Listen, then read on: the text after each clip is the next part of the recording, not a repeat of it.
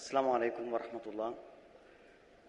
بسم الله الرحمن الرحيم. الحمد لله حمدا كثيرا طيبا مباركا فيه.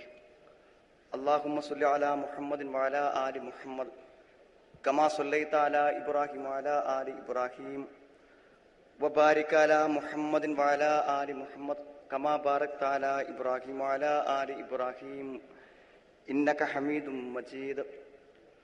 أما بعد فإن خير الكلام كلام الله وخير الحديث كتاب الله وخير الهدي هدي محمد صلى الله عليه وسلم وشر الأمور محدثاتها وكل محدثة بدعة وكل بدعة ضلالة. أعوذ بالله من الشيطان الرجيم. بسم الله الرحمن الرحيم. يا أيها الذين آمنوا اتقوا الله حق تقاته ولا تموتن إلا وأنتم مسلمون. يستخفون من الناس ولا يستخفون من الله وهو معهم إذ يبيتون ما لا يرضى من القول وكان الله بما يعملون محيطا. സ്നേഹമുള്ള സഹോദരി സഹോദരന്മാരെ, സർവശക്തനായ സർവലോക നിയന്താവായ നമ്മുടെ ജീവിതത്തിലെ ഓരോ പ്രവർത്തനങ്ങളും നാളെ നമ്മളെ ഓരോരുത്തരെ ഒറ്റക്കൊറ്റക്ക് വിളിച്ച് നമ്മൾ ചെയ്ത മുഴുവൻ പ്രവർത്തനങ്ങളെയും നമ്മളോട് ചൊല്ലി പറഞ്ഞു തന്ന് നമ്മൾ മറച്ചു വെച്ച നമ്മുടെ രഹസ്യങ്ങൾ നമ്മളോട് നേരിട്ട് പറയുന്ന സർവശക്തനായ അള്ളാഹുവിനെ സൂക്ഷിച്ചുകൊണ്ട് രഹസ്യത്തിലും പരസ്യത്തിലും ജീവിക്കണേ എന്ന് ആമുഖമായി ഓർമ്മപ്പെടുത്തുകയാണ്. സഹോദരങ്ങളെ, വളരെ വ്യത്യസ്തവും വ്യതിരിക്തവുമായ ഒരു സെഷനിലാണ് നമ്മളിപ്പോൾ സംബന്ധിച്ചിരിക്കുന്നത്. ഞാൻ എൻ്റെ ലളിതമായ ഒരു ഭാഷയിൽ നിങ്ങളോട് പറഞ്ഞാൽ, പുറത്ത് അനേക സമയം കാത്തിരുന്ന് തൻ്റെ ടോക്കന്റെ സമയമായപ്പോൾ ഡോക്ടറുടെ കൺസൾട്ടിംഗ് റൂമിലേക്ക് കയറി ചെല്ലുന്ന ധാരാളക്കണക്കിന് പറഞ്ഞു തീരാൻ ഒഴിവില്ലാതെ മരുന്നെഴുതാൻ ഡോക്ടർ കാത്തിരുന്നാലും പറയാനുള്ളതെല്ലാം പെട്ടെന്ന് പറഞ്ഞു തീർക്കണം എന്ന് വിചാരിച്ച് അടക്കി വെച്ച തൻ്റെ വേദനകളുടെയും രോഗങ്ങളുടെയും കെട്ടഴിക്കുന്ന ഒരു കൺസൾട്ടിംഗ് റൂമിലെ വിനീതനായ ഹൃദയം തുറക്കുന്ന ഒരു പേഷ്യന്റിനെ പോലെ, ഒരു രോഗിയെ പോലെ നമ്മളെല്ലാവരും സംസാരിക്കുന്ന ഞാനും നിങ്ങളും മനസ്സ് തുറക്കേണ്ട ഒരു സന്ദർഭമാണ് ഇവിടെ. നിങ്ങൾക്കറിയാം, നിറഞ്ഞു നിൽക്കുന്ന സദസ്സ് ഇതാണെങ്കിലും പ്രയോജനപ്രദമായ, കൂടുതൽ പ്രയോജനം നൽകുന്ന മറ്റൊരു വേദി ഈ മഹത്തായ പ്രോഫ്കോണിന്റെ കോമ്പൗണ്ടിലുണ്ട്. നിങ്ങൾക്കറിയുമായിരിക്കും, ഗൈഡൻസ് സെന്റർ. ഒരു പക്ഷേ അവിടെ വരുന്നതോ അവിടെ പറയുന്നതോ ഒന്നും ഞാൻ നിങ്ങളുടെ മുമ്പിൽ ഉദാഹരണങ്ങളായി പറയുന്നില്ല. വളരെ കുറച്ച് സമയം ഇതിന്റെ മുമ്പത്തെ സമയങ്ങളിൽ അവിടെ ഇരുന്ന് ഒരു 4-5 വിദ്യാർത്ഥികളോട് സംസാരിച്ചപ്പോൾ ഞാൻ അതിൽ ഒന്നിച്ചു വായിച്ചെടുത്തൊരു കാര്യമുണ്ട്.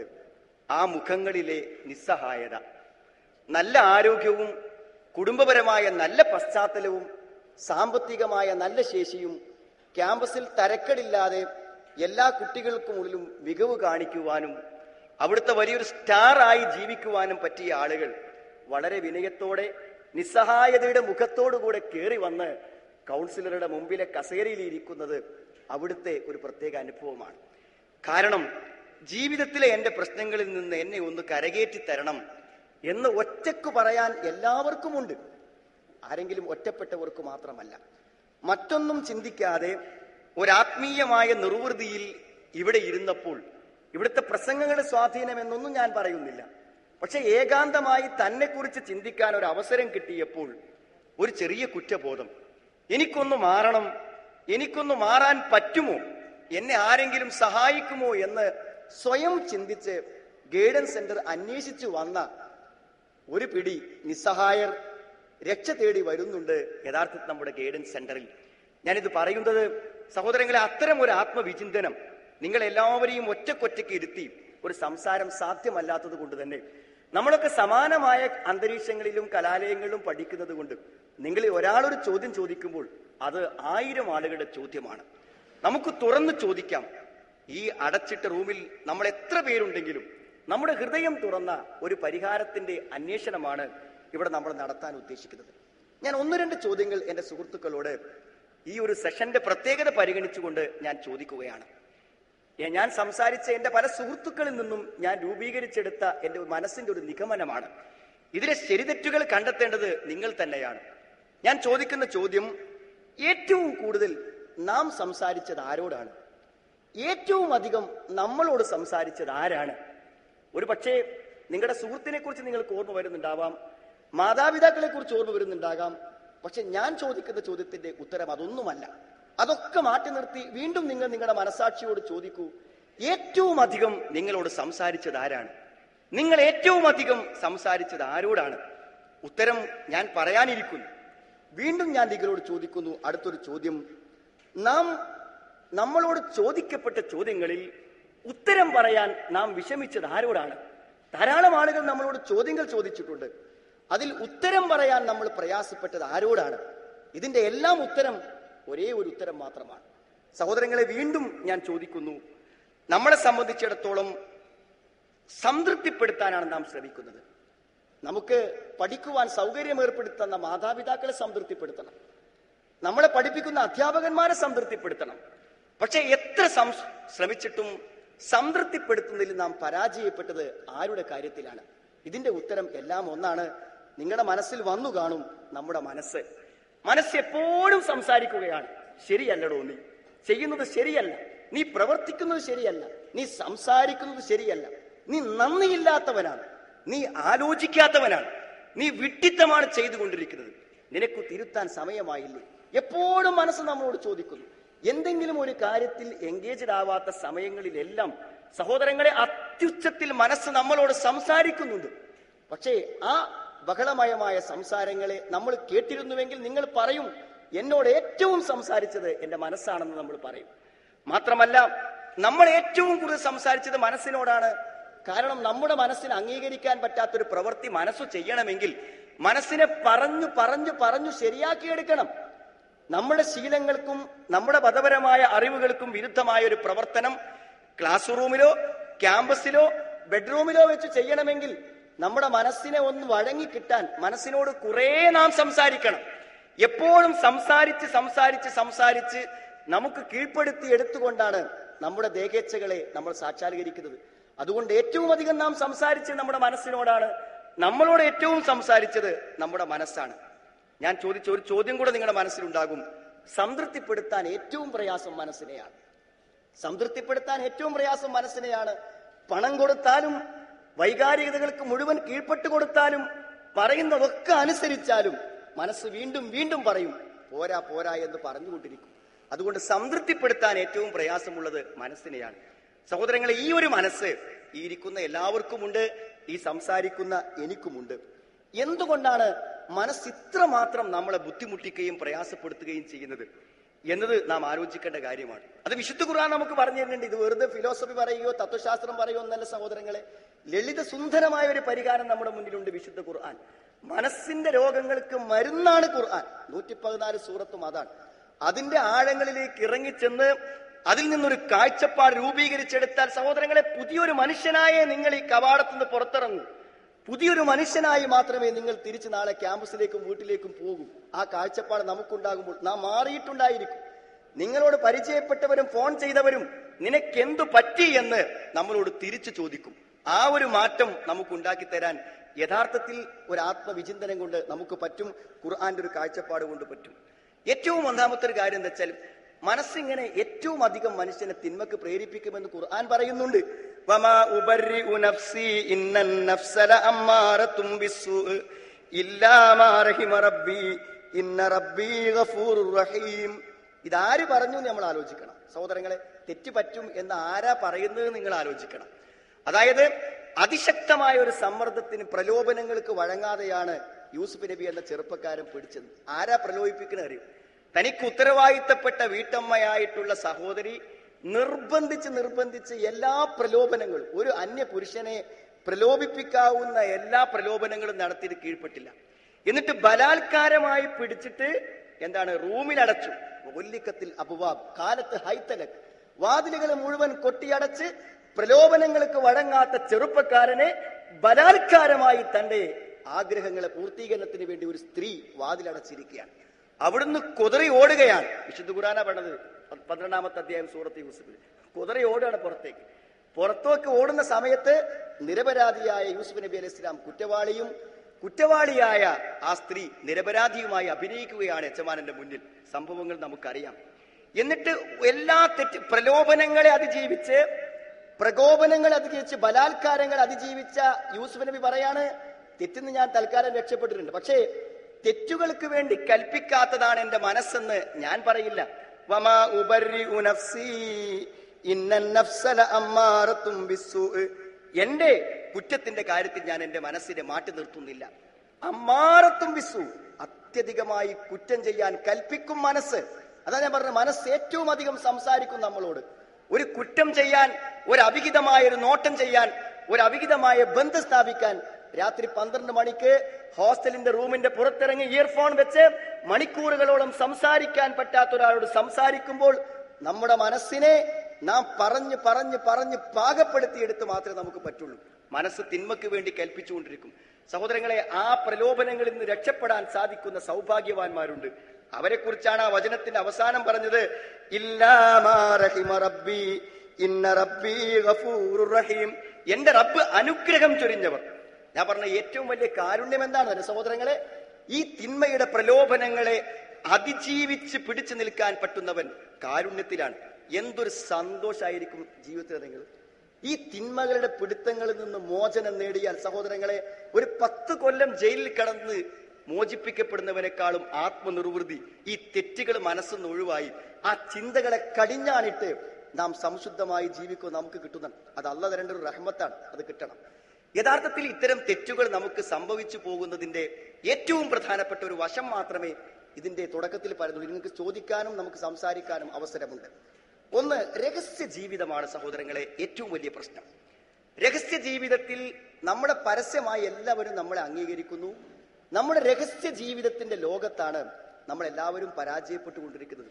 അതുകൊണ്ടാണ് തുടക്കത്തിൽ ഞാനൊരു ആയത്ത് ഓതിയത്. നിങ്ങൾ മനസ്സിലാക്കണം, രഹസ്യമാണ് പരിഗണിക്കപ്പെടുക. നാളെ പരലോകത്ത് ഏറ്റവും പ്രധാനം രഹസ്യമാണ്.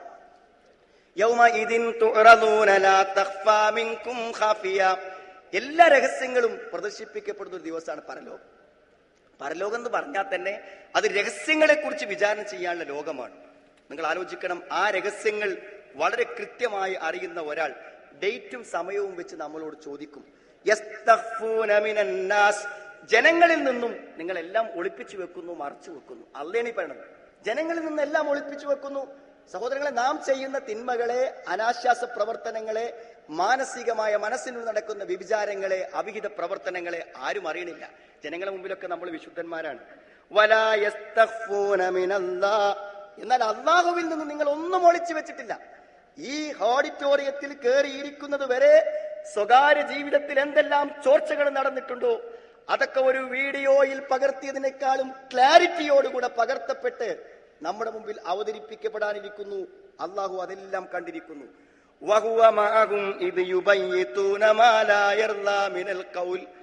പടച്ചവൻ ഇഷ്ടമില്ലാത്ത വാക്കുകളും സംസാരങ്ങളുമായി നിങ്ങൾ രാത്രിയിൽ നടത്തിയ, ഇരുട്ടിൽ നടത്തിയ ഗൂഢമായ ആലോചനകൾക്ക് പോലും അവൻ സാക്ഷിയാകുന്നു എന്നാണ്. അള്ളാഹു എല്ലാ കാര്യങ്ങളെ കുറിച്ച് സൂക്ഷ്മമായി അറിയുന്നതാണ്. രഹസ്യമായ ജീവിതത്തിൽ സൂക്ഷ്മത പാലിച്ചില്ലെങ്കിൽ ചില അപകടങ്ങളുണ്ട്. ഞാൻ ഒന്ന് വിരലിൽ എണ്ണി പറയാം. ഒന്നാമത്തെ എന്താ അറിയും? സ്വകാര്യത്തിലുള്ള കാര്യങ്ങൾ നമ്മളെ വഞ്ചിക്കും. കാരണം സ്വകാര്യത്തിൽ ഒരു തെറ്റ് ചെയ്യുമ്പോൾ അത് ആളുകൾ അറിയുന്നില്ലല്ലോ എന്ന് വിചാരിച്ച ആ തെറ്റിൽ നമ്മൾ മുന്നോട്ട് പോകും. ഏത് തെറ്റും ഒരു പരിധി കഴിഞ്ഞാൽ അത് പുറത്തു വരും.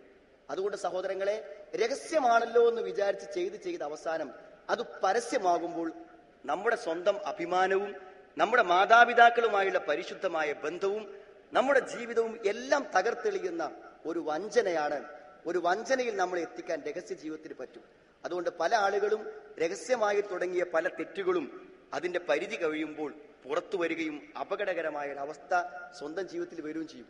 അതുകൊണ്ടാണ് പലപ്പോഴും സമൂഹത്തിലെ മാന്യന്മാരും ആദരണീയരുമായ ആളുകളൊക്കെ പെട്ടെന്ന് സമൂഹത്തിന്റെ മുന്നിൽ ഏറ്റവും നിന്ദ്യരായി തീരുന്നത് രഹസ്യമല്ലേ എന്ന് വിചാരിച്ച് ആരും അറിയില്ല വെച്ച് കൊണ്ടുനടന്നു. പക്ഷെ കുറച്ചു കാലം കഴിയുമ്പോൾ സഹോദരങ്ങൾ അത് പുറത്തേക്ക് വരും. ഒരു തിന്മക്ക് അങ്ങനെയുണ്ട്.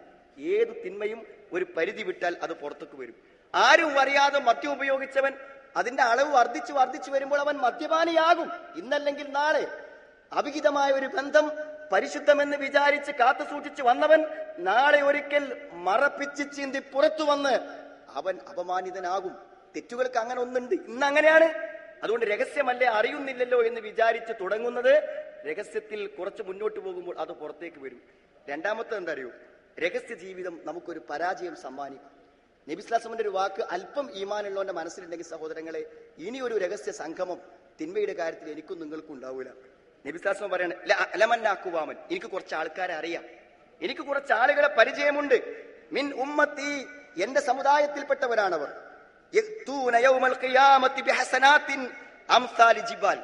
പർവ്വത സമാനമായ പുണ്യപ്രവർത്തനങ്ങളുമായി അവർ വരും. എന്താ പർവ്വത സമാനമായ പുണ്യപ്രവർത്തനം? സഹോദരങ്ങളെ, തഹജ്ജുദ്, വലിയ ദാനധർമ്മങ്ങൾ ഒക്കെ അവർ ചെയ്യും. എല്ലാം തിഹാമ ബീലൻ, വെളുത്ത തിഹാമ പർവ്വതത്തെ പോലെ. വെളുത്തതാണ്, പർവ്വതമാണ്, കാണുന്നുള്ള കാര്യം ഉറപ്പല്ലേ. അത്ര നല്ല പുണ്യപ്രവർത്തനങ്ങളുമായിട്ട് വരും.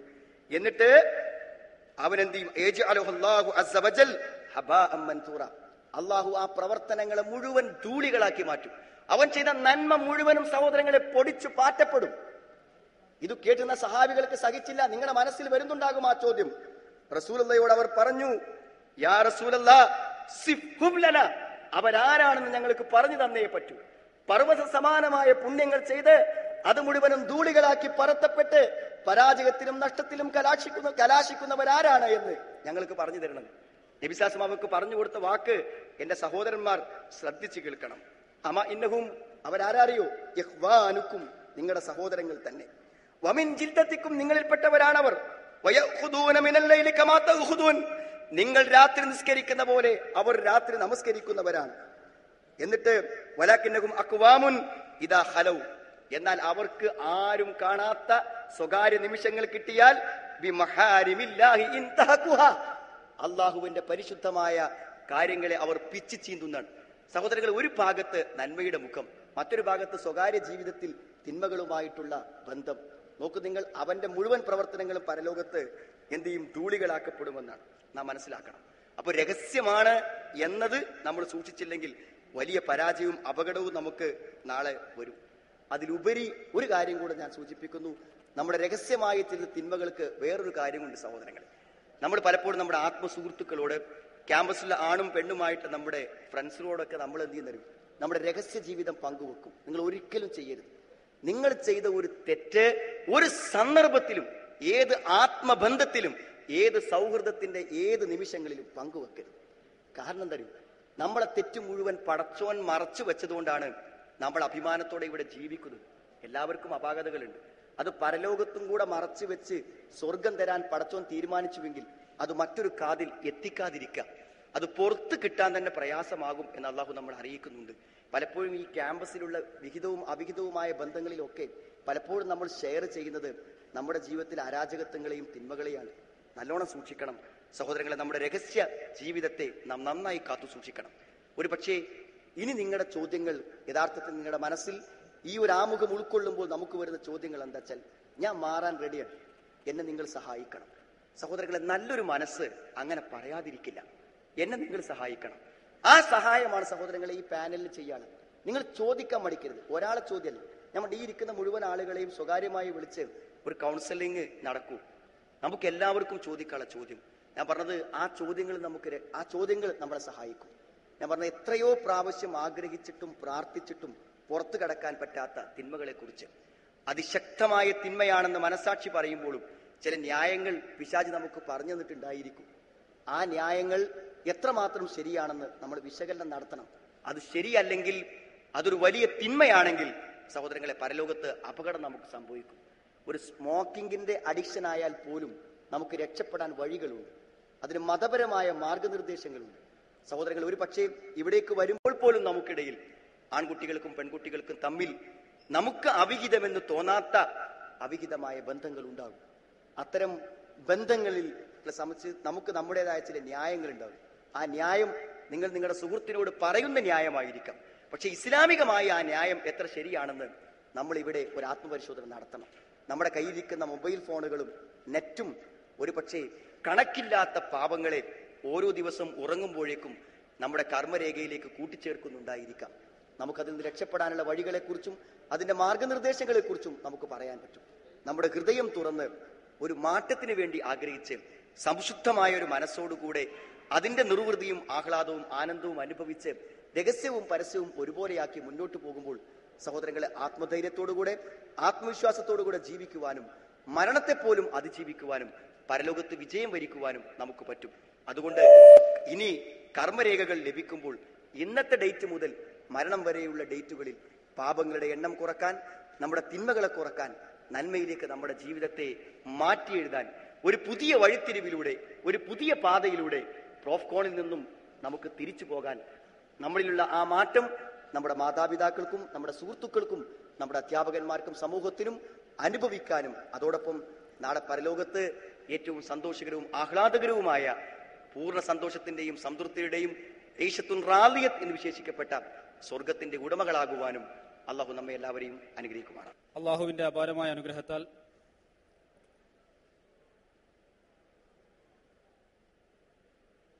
അവന്റെ സ്നേഹവും കാരുണ്യവും നമ്മളിൽ നിലനിൽക്കുന്നുണ്ട് എന്നുള്ളതിന്റെ ഏറ്റവും പുതിയ തെളിവാണ് ഈ പ്രോഫ്കോണിൽ പങ്കെടുക്കാൻ അല്ലാഹു തആല നമുക്ക് അവസരം നൽകിയത്. ഇത്തരമൊരു സാഹചര്യത്തിൽ വരാനും ഇവിടെ ഇരിക്കാനും അവസരമില്ലായിരുന്നെങ്കിൽ എന്നേക്കുമായി ഈ ഭൂമിയിൽ നിന്നും പരലോകത്തും ഏറ്റവും പ്രയാസവും ശിക്ഷയും നേരിടുന്ന ആളുകളായി നമ്മൾ അപമാനിക്കപ്പെടുന്ന, വഷളാക്കപ്പെടുന്ന ഒരു സാഹചര്യം ഉണ്ടാകുമായിരുന്നു. അതിൽ നിന്ന് നമ്മളെ രക്ഷപ്പെടുത്തിയ അള്ളാഹുവിനെ നാം ആദ്യമായി സ്തുതിക്കുന്നു. അൽഹംദുലില്ലാഹ്. വളരെ സീരിയസ് ആയ ഒരു ചർച്ചയിലേക്ക് നമ്മൾ പ്രവേശിക്കുകയാണ്. ചർച്ചയുടെ ഫ്രെയിം എന്താണ് എന്നുള്ളത് നിങ്ങൾക്ക് നേരത്തെ ബഹുമാനായ ഹാരിസ് ബിൻ സലീമിന്റെ ആമുഖ ഭാഷണത്തിൽ നിന്ന് മനസ്സിലായി. ഇവിടെ നമ്മൾ പലപ്പോഴും നമ്മുടെ മനസ്സിനെ അസ്വസ്ഥമാക്കുന്ന, നമുക്ക് ഉറക്കം കിട്ടാതെ പോകുന്ന, വല്ലാതെ കുറ്റബോധം അനുഭവിക്കുന്ന ഒരുപാട് പ്രശ്നങ്ങളിലൂടെയാണ് നമ്മുടെ ഇന്നത്തെ ക്യാമ്പസ് തലമുറ മുന്നോട്ട് പോയിക്കൊണ്ടിരിക്കുന്നത്. അത്തരം വിഷയങ്ങളിൽ എന്താണ് പരിഹാരം? അത്തരം കാര്യങ്ങളിൽ നിന്ന് രക്ഷപ്പെടാൻ എന്താണ് വഴി? ഇങ്ങനെയൊക്കെ നമുക്ക് ചെയ്യുവാൻ അനുവാദമുണ്ടോ? ഇങ്ങനത്തെ കാര്യങ്ങളിൽ ഇസ്ലാമിന് വല്ല നിലപാടുമുണ്ടോ? ഇത് നിങ്ങളുടെ സംശയം അല്ല. ഇത് നിങ്ങളെ ബന്ധപ്പെടുന്ന കാര്യവും ആയിക്കൊള്ളണമെന്നില്ല. ചിലപ്പോൾ നിങ്ങളുടെ ക്ലാസ്മേറ്റിൻ്റെതാവാം, നിങ്ങളുടെ റൂംമേറ്റിൻ്റെതാവാം, നിങ്ങളുടെ ഏറ്റവും അടുത്ത ഒരു കസിന്റെയോ റിലേറ്റീവിന്റെയോ ആവാം. പക്ഷേ ആ ഒരു ചോദ്യം നിങ്ങൾ ചോദിക്കുന്നതോടുകൂടി അതേ ചോദ്യം മനസ്സിൽ പ്രശ്നമുണ്ടാക്കുന്ന, അതേ ചോദ്യത്തിന് ഉത്തരത്തിന് വേണ്ടി കാലങ്ങളായി ദാഹിക്കുന്ന നൂറുകണക്കിന് നമ്മുടെ സുഹൃത്തുക്കൾക്ക് നമ്മൾ ചെയ്യുന്ന ഏറ്റവും വലിയ ഒരു സഹായമായിരിക്കും അത്. ആ ഒരു ബോധ്യത്തോടുകൂടി, നല്ല നീയത്തോടുകൂടി നിങ്ങൾക്ക് നേരിട്ട് ചോദിക്കുവാൻ വേണ്ടി നമ്മൾ ഇവിടെ ഒന്നാമത്തെ വേദിയുടെ മുൻവശത്ത് ഒരു സ്റ്റാൻഡ് ഇവിടെ വെച്ചിട്ടുണ്ട്. പിറകിലും ഒരു സ്റ്റാൻഡ് അവിടെ അറേഞ്ച് ചെയ്തിട്ടുണ്ട്. ഗേൾസിന്റെ ഭാഗത്തും മൈക്കുണ്ട്. എൻ്റെ പേര് ഷാഹിദ്. IIT മദ്രാസിൽ സെക്കൻഡ് ഇയർ എഞ്ചിനീയറിംഗ് വിദ്യാർത്ഥിയാണ്. എനിക്ക് ചോദിക്കാനുള്ളത് എൻ്റെ ഒരു സുഹൃത്തിന് വേണ്ടിയിട്ടാണ്. ആക്ച്വലി ഞാൻ ഒരു ദിവസം ഭക്ഷണമൊക്കെ കഴിഞ്ഞ് ഹോസ്റ്റൽ റൂമിലേക്ക് വരുമ്പോൾ എൻ്റെ തൊട്ടപ്പുറത്തെ റൂമിൽ എൻ്റെ ഉറ്റ സുഹൃത്ത് അവരുടെ കൂട്ടുകാരുമൊത്ത് സ്മോക്ക് ചെയ്യുന്നു, സിഗരറ്റ് വലിക്കുന്നതാണ് ഞാൻ കാണുന്നത്. അപ്പോൾ ഇത് ഞാൻ കണ്ടു. അവിടെ ആ ഭാഗത്ത് മുഴുവൻ സ്മെല്ലായിരുന്നു. അവരോട് ഞാൻ ചോദിച്ചു, നീ എന്താണ് ഇങ്ങനെ ചെയ്യുന്നത്? ഇത് ചെയ്യാൻ പാടുണ്ടോ? അപ്പോ അവർക്ക് പറയാനുള്ള ന്യായം, ഞാൻ പറഞ്ഞു, നീ കള്ളു കുടിക്കാറുണ്ടോ എന്ന് ചോദിച്ചു. കള്ളു കുടിക്കാറില്ല, അത് ഹറാമാണല്ലോ. അപ്പൊ സിഗരറ്റ് വലിക്കുന്ന കാര്യം ഹറാമാണെന്നുള്ളതിന് തെളിവില്ല. അങ്ങനെ ഒരു ന്യായം പറഞ്ഞിട്ടാണ് അവൻ നിൽക്കുന്നത്. അപ്പൊ ഇതിന് ഞാൻ എന്ത് മറുപടി പറയും? ചോദ്യം ചിലപ്പോൾ നിങ്ങൾ കേട്ടിട്ടുണ്ടായിരിക്കില്ല. അദ്ദേഹത്തിന്റെ കോളേജിൽ റൂമിലേക്ക് വരുന്ന സമയത്ത് കുറച്ചാളുകൾ സ്മോക്ക് ചെയ്യുന്നു, പുക വലിക്കുന്നു. അങ്ങനെ പുക വലിക്കുന്ന ആളുകളോട് അതിനെപ്പറ്റി സംസാരിക്കുമ്പോൾ അവരുടെ പ്രതികരണം, പുകവലി നിഷിദ്ധമാണോ മറ്റു കാര്യങ്ങളെ പോലെ എന്നുള്ളതാണ് അദ്ദേഹത്തിന്റെ സംശയം. സംശയത്തിന് മറുപടി പറയാൻ ഒരു വാക്ക് മതി. പക്ഷെ എങ്കിലും അതിൻ്റെ ഒരു വശം യഥാർത്ഥത്തിൽ നമ്മൾ മനസ്സിലാക്കേണ്ടതുണ്ട്. ഞാൻ ഇന്നത്തെ ഒരനുഭവം പറയുന്നത് കൊണ്ട് യഥാർത്ഥത്തിൽ നിങ്ങൾക്ക് ആർക്കും വിഷമം ഉണ്ടാവില്ല.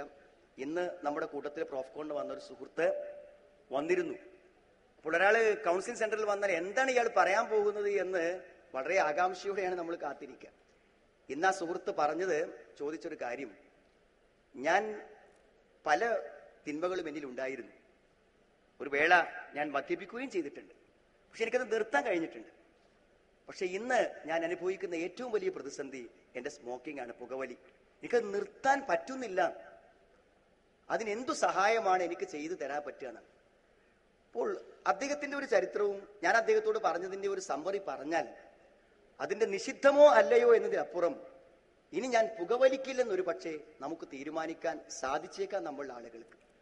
അപ്പോൾ നമ്മൾ മനസ്സിലാക്കേണ്ട ഒരു പ്രധാനപ്പെട്ട കാര്യം, ജീവിതത്തിന്റെ എന്ത് കാര്യങ്ങളായിരുന്നാലും അതിന്റെ ഒഴുക്കുണ്ട്, ആ ഒഴുക്കുണ്ടാവണം എന്ന് പറഞ്ഞാൽ, ഞാൻ ഉദാഹരണം പറയാം. നിങ്ങളൊരു വിദ്യാർത്ഥിയാണ്. അപ്പൊ നിങ്ങളുടെ പഠനം ഒരു സ്മൂത്തായി നടക്കുന്നില്ല എന്ന് നിങ്ങൾക്ക് തോന്നിയാൽ ഒരു നല്ല മാനസിക സംഘർഷം നമുക്കുണ്ടാവും. കാരണം നമ്മൾ ചെലവഴിക്കിയ പണത്തിന്റെ തോത്, മാതാപിതാക്കൾ നമ്മൾ നിന്ന് പ്രതീക്ഷിക്കുന്ന പ്രതീക്ഷ, ഇത്രയും പ്രൊഫഷണൽ ആയിട്ടുള്ള ഒരു കോഴ്സിന് പഠിച്ചിട്ട് ഞാനത് തോറ്റുപോയാൽ, പേപ്പർ നഷ്ടപ്പെട്ടാൽ, ഇയർ ഔട്ടായാൽ, കുറെ കാര്യങ്ങളുണ്ട് ചിന്തിക്കാൻ, ടെൻഷൻ. അപ്പോൾ ആ രംഗം വിജയകരമായി മുന്നോട്ട് പോകുന്നില്ലെങ്കിൽ അതൊരു ടെൻഷനാണ്.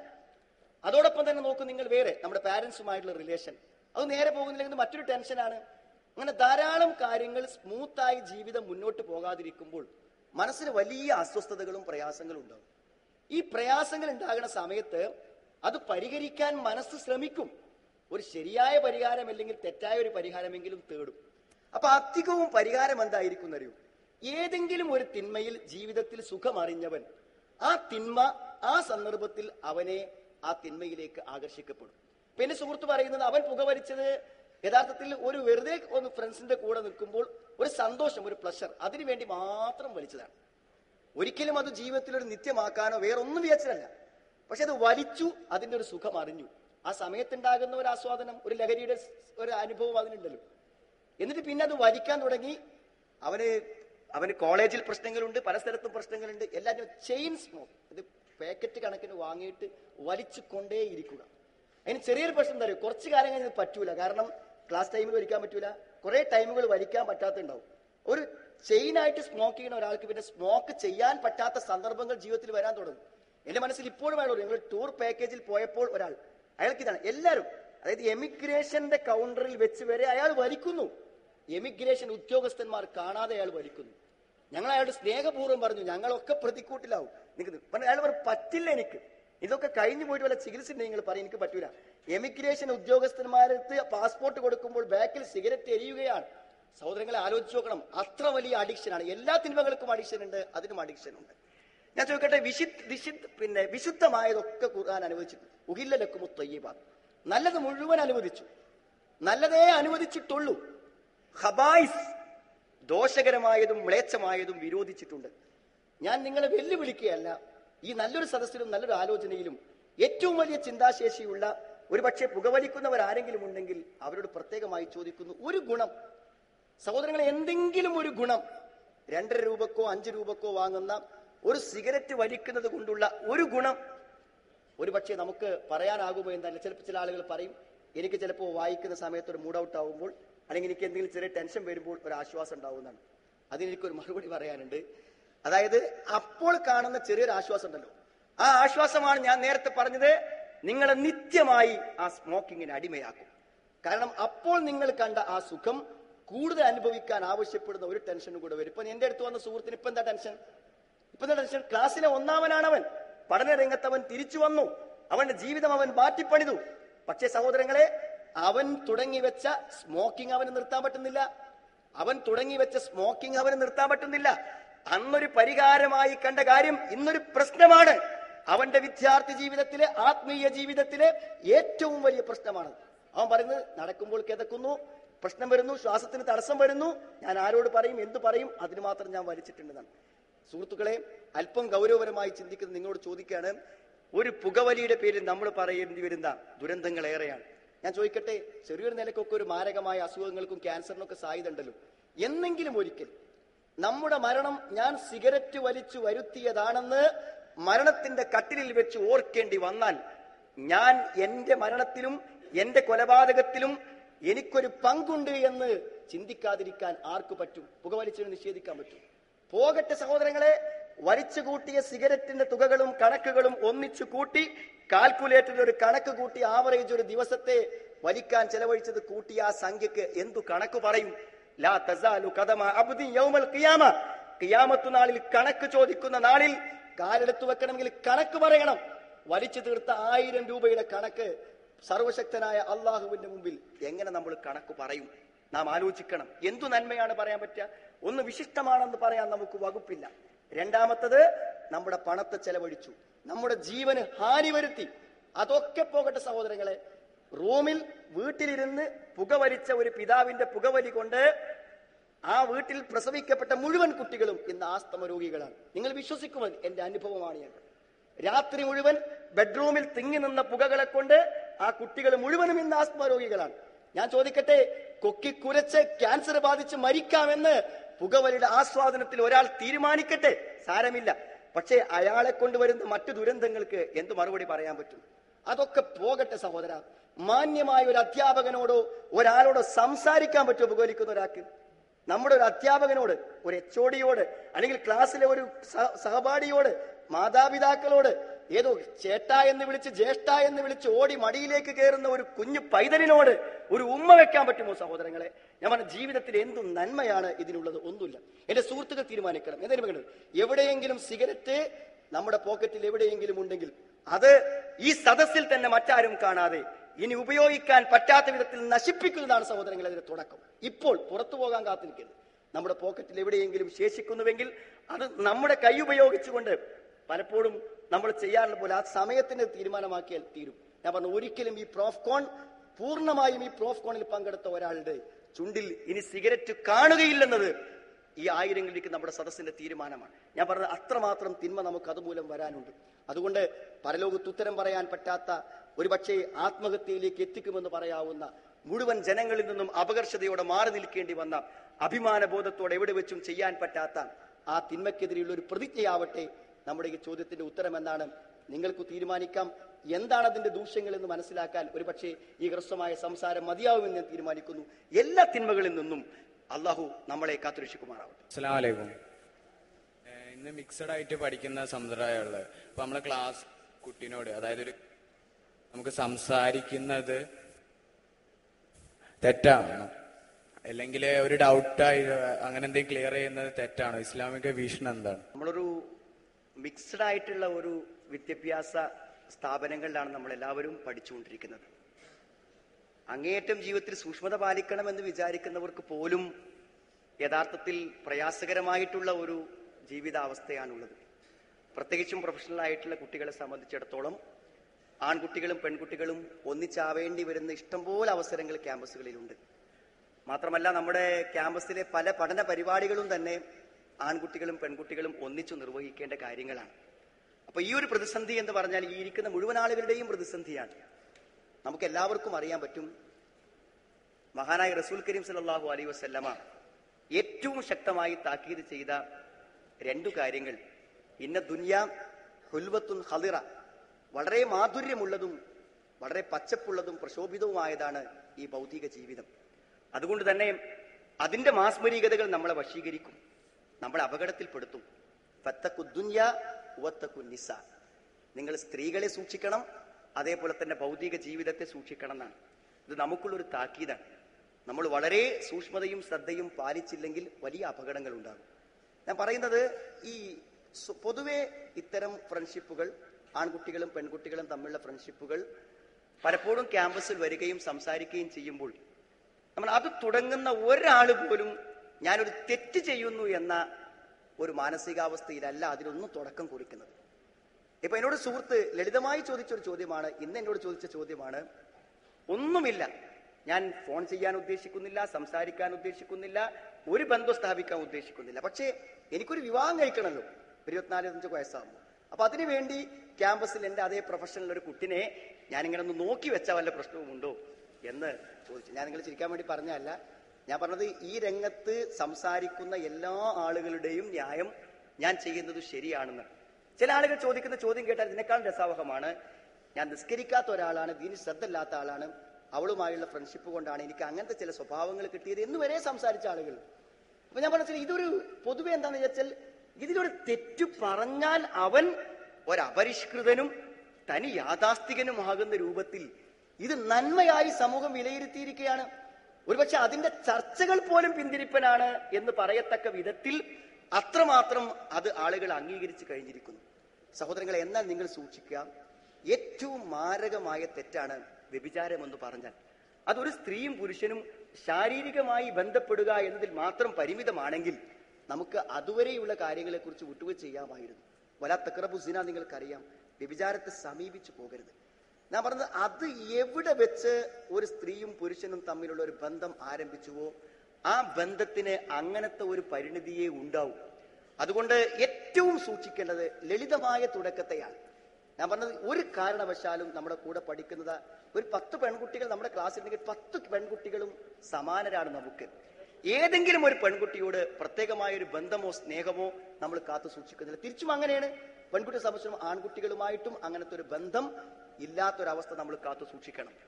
അത് വളരെ ഗൗരവപരമായി നമ്മൾ പരിഗണിക്കണം. ആ ബന്ധം തുടങ്ങിക്കഴിയുമ്പോൾ ആ ബന്ധം ഓരോ ന്യായങ്ങൾ പറഞ്ഞ് അതതിന്റെ അവസാന സമയങ്ങളിലേക്ക് എത്തും. അതിന്റെ ഭവിഷ്യത്തുകളും അതിന്റെ ദുരന്തങ്ങളെയും കുറിച്ച് നമുക്ക് ഇനിയും സംസാരിക്കാം. അതിലുപരി ഞാൻ പറയുന്നത്, ഇത്തരം ബന്ധങ്ങൾ സ്ഥാപിക്കപ്പെടുമ്പോൾ നമ്മൾ ഈ ചോദ്യത്തിന്റെ ഏറ്റവും പ്രധാനപ്പെട്ട വശം, അങ്ങനെ സംസാരിക്കേണ്ട ഒരു ഘട്ടം നമ്മുടെ ക്യാമ്പസിൽ ഉള്ളത് കൊണ്ട് അത് എത്രത്തോളം ആവാം, എത്രത്തോളം ആകാൻ പറ്റില്ല എന്നതാണ് യഥാർത്ഥത്തിൽ അടിസ്ഥാനപരമായ പ്രശ്നം.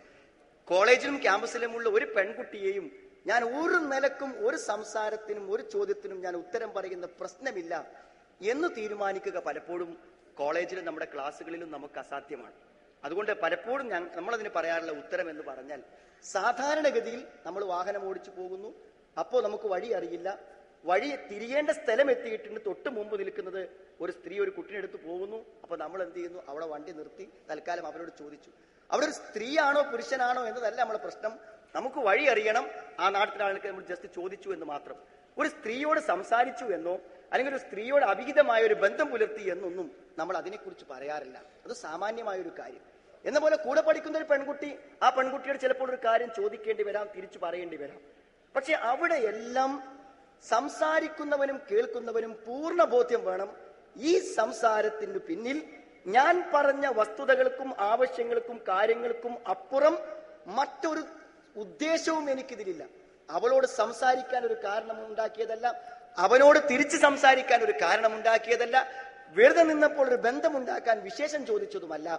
ചോദിക്കേണ്ട അനിവാര്യമായ കാര്യം എന്താണോ അത് ചോദിക്കുന്നു, ഒരു മറുപടി പറയുന്നു. ഇത് പലപ്പോഴും ഉദ്യോഗ തലങ്ങളിലും വിദ്യാഭ്യാസ തലങ്ങളിലൊക്കെ നമുക്ക് ആവശ്യമായി വരും.